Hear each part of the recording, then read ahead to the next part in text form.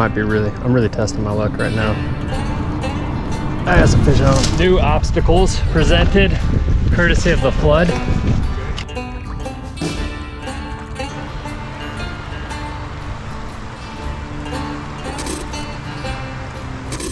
Well, good morning, my friends, and welcome to that Kentuckessee Angler Show. In today's video, we're going to be trying out and reviewing a new lure, fishing some beautiful water, exploring some post-flood streams, and meeting up with a good friend. So while we're going to be fishing a handful of lures today, what I wanted to get on the water to try out today, something that caught my eye recently, is the Rebel Hopper.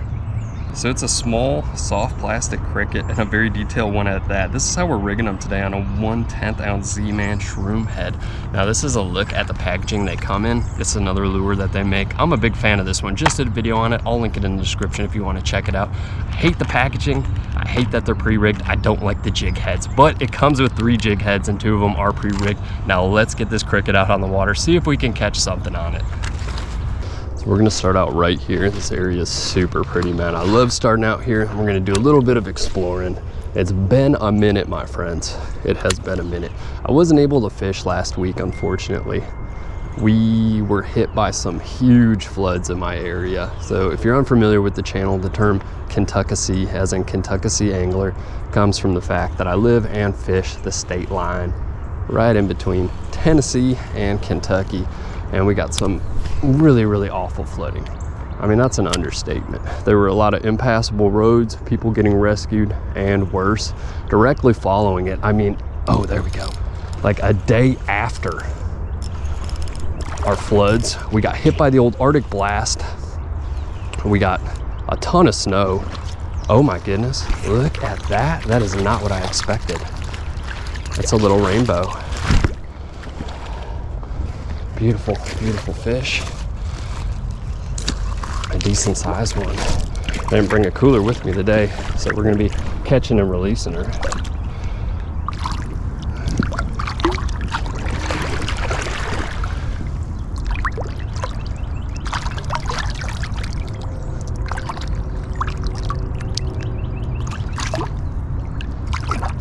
Man, just look at her. Absolutely gorgeous. Beautiful fish. That was like our second cast in there. All right. On your way, on your way.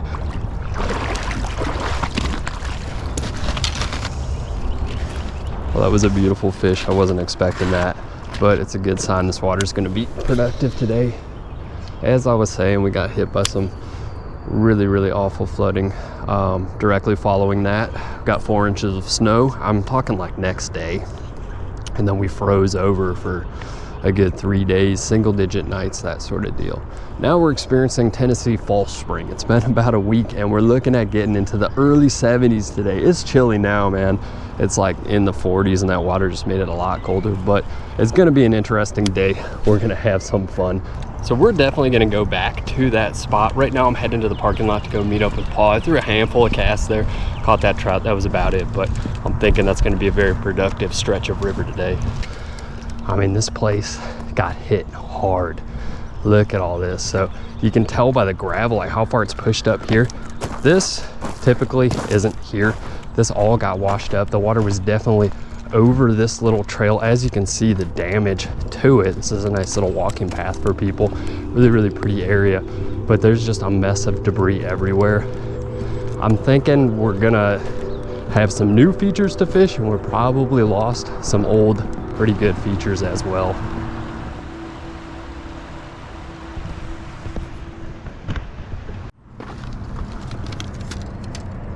How about the height of that urinal? Anybody under like anyone under 6'2" is gonna have a hard time with that thing. That was wild. I like that that Leland one. That's pretty neat looking. Yeah, I've caught actually quite a few bass with the chartreuse color on these, and the only mod I do is I use a magic marker on the front and I darken the front of it so it's not super bold, because they're I think they're a little too bright, so I kind of tone it down by darkening the front end of it, and that's about the only mod I've done to these. So. Good looking. All right, this is all very slick. Looks super deep. Any dark mud is dangerous mud basically, and it's all dark mud.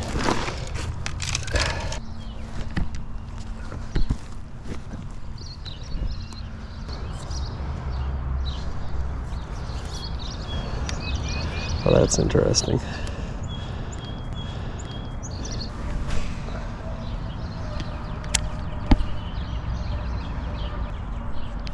And we're on one. Something. What are we working with? Hey, fish on, Paul.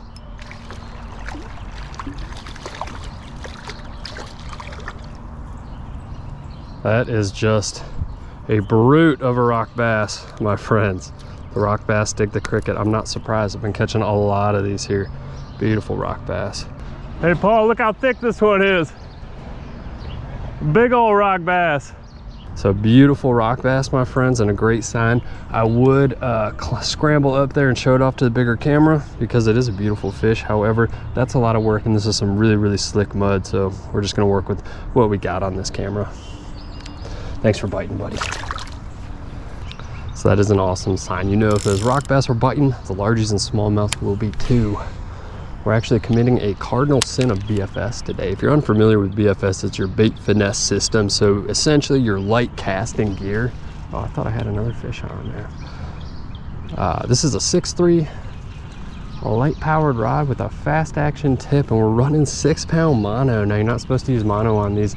I didn't know that when I first got into it. There's another fish. Another rock bass. Whoops, quick release. Anyhow, mono's constrictive properties, its memory, the kind of stretch it has to it, can actually crunch these super light spools. And I've seen pictures of it. I've never had it happen to me, and I have used it. When I first got into BFS fishing, I'd line these all up with mono. Since I've been running straight fluorocarbon, but I was out. I didn't want to run to the store last night when I was pre-rigging for today, so I just spooled them up with mono. I don't think we're gonna run into any issues with our spools crunching today though. Hey, Paul, so I just pulled another one right here. Just slow popping my cricket thing, like really, really slow. And I pulled the last one from like right out there. I think they're all gonna be kind of scattered right up in this bend. Yeah, that's another one on right now, or something. It's fighting like probably a rock bass. Like good resistance to it. I'm like dragging it through the water. Yeah, another. Yeah, that's 3 rock bass down. They are just loaded in this stretch, man. That is an awesome, awesome sign. This water is very, very frigid, guys. When I reached in to handle that trout, tried to wet my hands first and didn't really want to do any damage to them. I know they're delicate fish though. My hands were absolutely freezing. So it's some icy stuff, but the fish are active, and that's just pretty awesome, man. It's good stuff. And the cricket's absolutely wearing them out. So this is a super productive spot. It's one of the things I look for in these creeks. Basically, it's kind of hard to see. I'm gonna try to get my camera over there. If you can see under that bridge, it really quickens up and it gets fairly shallow. Then it opens up into this deep pocket. Right on, Paul. And it's fairly slack right here. It's also a bend. I mean, these are just like 3 great features that all line up. I'd say slack water after a direct current is just one of the best features you can try to hit on your creeks. It works for me.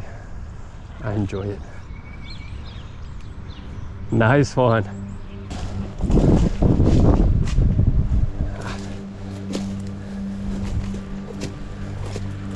Now this is new. That's our way down right over there. Down there, I think, but we got some new obstacles presented courtesy of the flood. Yeah, definitely some rearranging of the terrain, but yeah, I think this is our way down. All right, guys, we've made a mega jump to get to a lesser touch stretch of creek in the pursuit of some bass. Whoa, Paul's caught some. We're gonna have to go further down unless you want to fish this out for a little bit. We might be able to catch a few bass in here with the current. Possibly. Around that bend is like our money spot though. Absolutely. Now I might be able to with these on, but no way, not without getting wet. So Paul's caught some bass so far. He's caught, I think 3 smallmouth. I was on a fishing the heck out of an unproductive stretch, and I really wish I wouldn't have spent so much time doing it, but we're on some beautiful water now. And a bit of a trek, kind of hard to get to, but it's all the more rewarding. Yeah, I might try to work my way down there, but first, snack of the day. Restore the energy. Tell me I brought that. Yep. Beef jerky. You want a piece?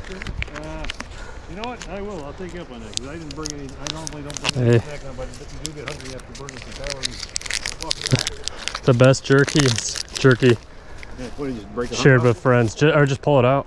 Oh, okay. Oh, it's 2 pieces. Oh, wow. Okay. It's probably my favorite like jerky platform. Yeah.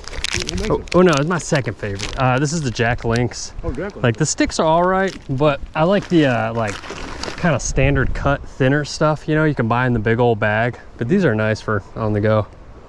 This isn't bad, and it doesn't break your teeth to bite into it. I've had some jerky, man, where it's like you chip a tooth. You know? Well, me too. It's good. Mm-hmm. Got to keep our energy up. I agree.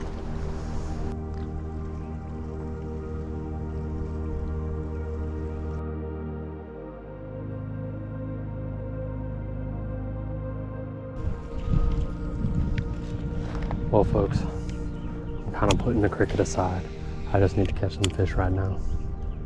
Throwing a Z-Man TRD, something I'm confident in, something I know how to fish well.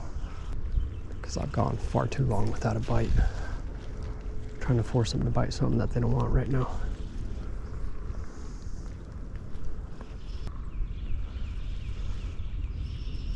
Fish on, man, right away, dude. And a nice one. That's a nice fish. At least it's fighting extremely hard in this current. What are you, dude? Oh, nice. Good smallie. Good smallie. Beautiful. That's what I'm talking about. As soon as I switched up from that cricket. No hate on the cricket, man. It's an awesome lure, but sometimes you just got to change up to something you're good at fishing. Oh, he smashed that too. There we go, guys. Absolutely gorgeous. Well, just an absolutely beautiful smallie, my friends, and much needed. I feel so much better after that sour stretch and not catching anything. Sometimes you just can't force them to eat. I was throwing that cricket hard. It was stressing me out, man. As soon as I switched over to something I was comfortable with, something I fish well, we hammered one. I mean, first cast. Beautiful smallie. We'll get her in. Let's keep going at it. Maybe our luck's turning around out here in these creeks. Thanks for biting, buddy. I'm gonna try to climb my way out of this thing. This is a 2-strap job for the backpack.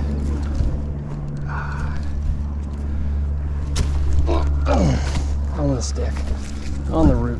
There we go. Oh, it wasn't that bad.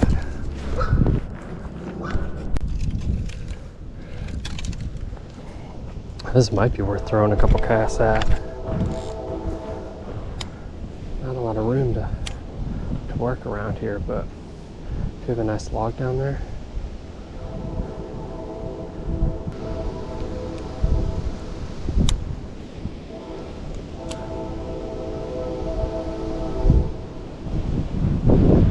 There we go, fish on, my friends, and a decent one. Hard to tell from up here what it is. Oh, this way. Is it just a big fat rock bass? All right, man. We are in a situation. We're in a situation. This is all real fresh gravel. All right, the old flipperoo. And we got her. Now that's an eater right there. Beautiful. Well, there we go, everybody. An absolutely gorgeous rock bass. This stretch of the creek seems pretty good right now. We're gonna throw a few more here. Absolutely beautiful. Look at those red eyes. Thanks for biting, buddy. Let me get you back in. Try to. Oh, there you go. Well, I'm glad I stopped down here. Decided to throw some casts off of this ridiculous little kind of fresh sand hill. I think we just got thumped again. It's kind of hard to tell.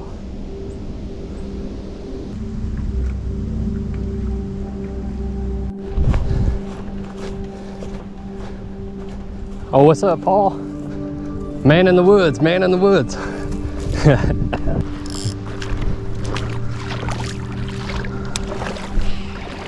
So recently I did a video where I was fishing this creek and my boots started taking in a ton of water. I actually went home and I fixed them. I've worn them out a few times now and they've been doing well. Haven't noticed any more leaks. It was a leak in the seam of the boot, so I don't know if y'all can see, like right down here. I kind of squeezed it and it was, oh, fish on, it was bubbling out water.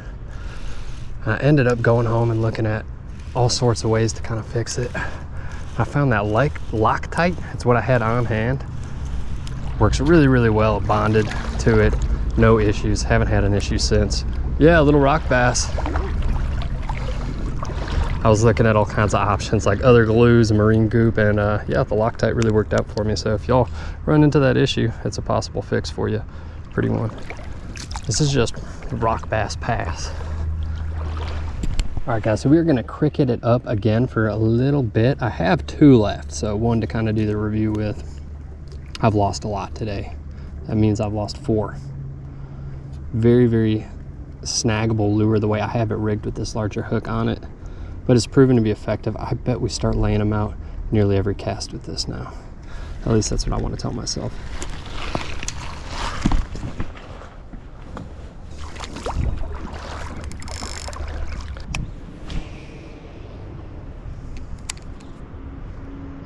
That's where the fish are. It's also the snaggy area in this little stream, so I'm really testing my luck right now.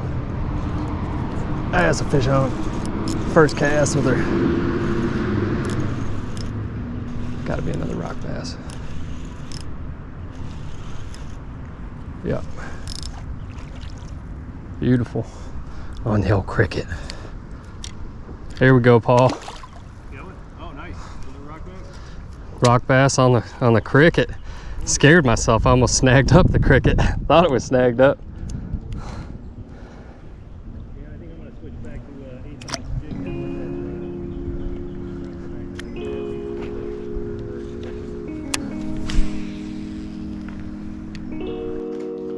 The Rebel Hopper. Now, if you've enjoyed the video so far, drop a like, consider subscribing. It really helps push the channel and I greatly appreciate it. Let's get into the bait. So Rebel Lures was founded back in the 60s out of Arkansas, the great state of Arkansas. I've only stayed there once. I was on a road trip, spent the night in Conway, had some pretty good Mexican food, didn't get to do any fishing, but I'm sure they have some excellent creeks out there to inspire this. Now, when it comes to Rebel Lures, the 2 baits I think of right off the rip are the Wee Craw. Caught a lot of little fish on this bad boy, as well as the Pop R. Now, this is one of my favorite finesse poppers out there, but we're talking about the Rebel Live Flex line hopper right here.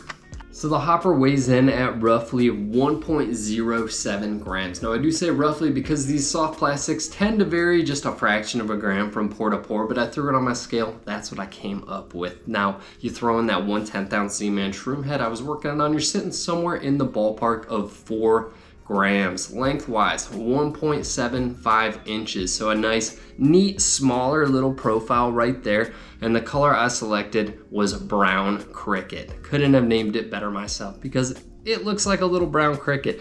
You got a nice black back. You got some dark flakes in there, as well as a lighter belly. Now, they did have a lot of neat colors online. However, I chose this one because, well, it was one of the very few available at my local Walmart, and my fish in that creek especially tend to prefer natural colors. It worked out for me. So Rebel Lures utilizes TPE in their Live Flex line. TPE is thermoplastic elastomer. It's that stuff that really, really stretches. It's extremely buoyant. It's got some very positive properties.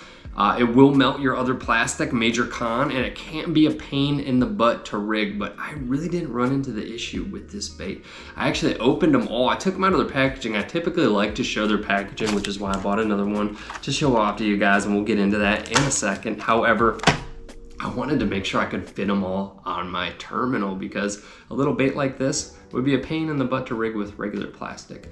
When I would imagine with TPE it'd be a nightmare, but didn't run into that issue whatsoever. So that plastic is very, very buoyant. It's very, very durable, as you can tell. You might recognize it from Z-Man's Elastec line. I like it. Sometimes I got a love-hate relationship with it, I'll put it that way. However, we were running this bait on the Z-Man Finesse Shroom Head. I like these little net heads a lot, mainly because they're affordable. And when you're looking at different net heads, they get pretty pricey out there. And the way I fish them, especially this sort of bait, I snag them up like nobody's business. I try not to, but it just kind of happens, especially a lure this small with a hook this big. Now, if I were to do it again, maybe I would have taken an ultralight rod out there with a 1/16 ounce little Ned rig type deal. Might have worked a little better. However, I was really targeting smallies. I know we only caught one in this video and I wanted a slightly larger hook. That's why I opted for this size. Also, you saw the state of our creek. It is a little bit higher. I was anticipating the water being a little worse, and I wanted something that I could absolutely fling and basically slap the bank with. So that was my reasoning behind the terminal. Now I will rig this up really quick so you guys can see that it isn't too much of an issue in what we were working with out on the water. All right, that looks like that'll do, yeah. So not too bad. Here we go, check that out right now. Let's get in to what I really don't like about this bait. So, the packaging, it's a nightmare. So I got into this on the last review. I didn't really want to touch down on it too hard. However, I have to. Because I love the bait. It's an awesome bait, man. Packaging really sucks. So right here, we got it stapled, a ton of plastic. I was trying to open the other one when I first tried these with cold hands out in that creek as well. It was a total nightmare. So basically pop that open. You got your little insert right there. Now it does come with 2 of them pre-rigged, which I'm not a fan of, because if you don't want to use the weight they selected, which they have one that's 1/16, one that's 1/10 ounce pre-rigged. This is a 3rd additional jig head and it's a 1/16 ounce right there. Now, if you're trying to throw your own terminal or your own weight, you're gonna have to pull it off that jig head, and it's just an extra hole in that bait, so it's kind of a pain in the butt. So once we get that little plastic insert out, you can see there's another one on top that your baits are probably gonna get stuck in if it pops open, and then you're dealing with this. So like, I've been putting them all in my pocket. After I do that, I suppose you could find a bag. If the plastic's not gonna melt, the bag you choose. But packaging is kind of a nuisance. Plus, you got those characters out there that are just gonna discard their plastic out on the ground. We're a family friendly channel, so I'm gonna call them that. And that's a pain in the butt. That's a lot of packaging to throw away.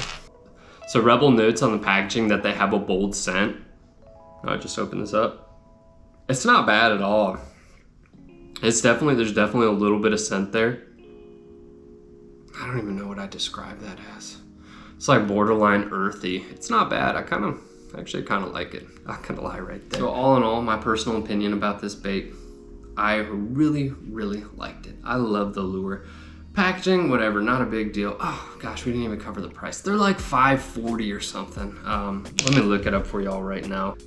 So we're looking at $5.99 Bass Pros, $6.49 Dick's. Shocker. I love Dick's. It's attached to my mall. I always kind of look through it with my kid, but all their stuff's so expensive. $5.99 Tackle Warehouse. Yeah, so somewhere in the ballpark of like $5.99 to in between like $7 is what you're gonna be looking at. Actually, they were on clearance at my Walmart. They were $4, which was pretty awesome.